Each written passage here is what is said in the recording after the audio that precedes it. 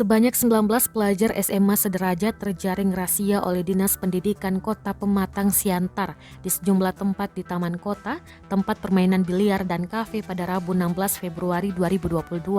Mereka pun digiring untuk menjalani swab tes antigen dan berlanjut dengan pembinaan. Parahnya, pada saat ditanyai Kepala Dinas Pendidikan Rosmayana Marpaung, seorang pelajar laki-laki justru memberi jawaban yang terkesan membentak. Pelajar tersebut pun akhirnya terdiam usai Rosmayana menanyakan kenapa pada jam pelajaran yang seharusnya ia belajar dari rumah secara daring malah ditemukan di tempat permainan biliar. Pegawai Dinas Pendidikan lainnya juga sempat tersulut emosi lantaran pelajar ini melawan saat ditanyai, bahkan membentak kepala dinas yang notabene adalah orang tua di sekolah.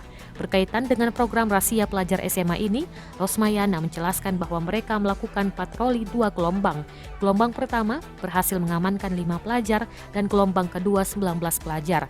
Rosmayana menjamin razia yang dilakukan tidak pandang bulu dan tetap akan melakukan razia ataupun melakukan patroli ketika melihat ada siswa yang berkeliaran tidak di tempat semestinya.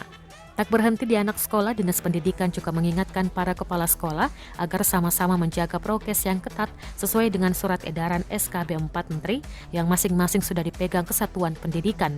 Terhadap ke-19 pelajar SMA sederajat yang diamankan ini, Dinas Pendidikan akan memanggil guru bimbingan konseling atau BK masing-masing sekolah untuk melanjutkan pembinaan dengan memanggil orang tua siswa yang bersangkutan.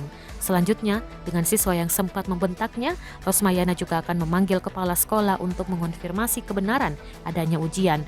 Adapun orang tua siswa telah hadir di Dinas Pendidikan.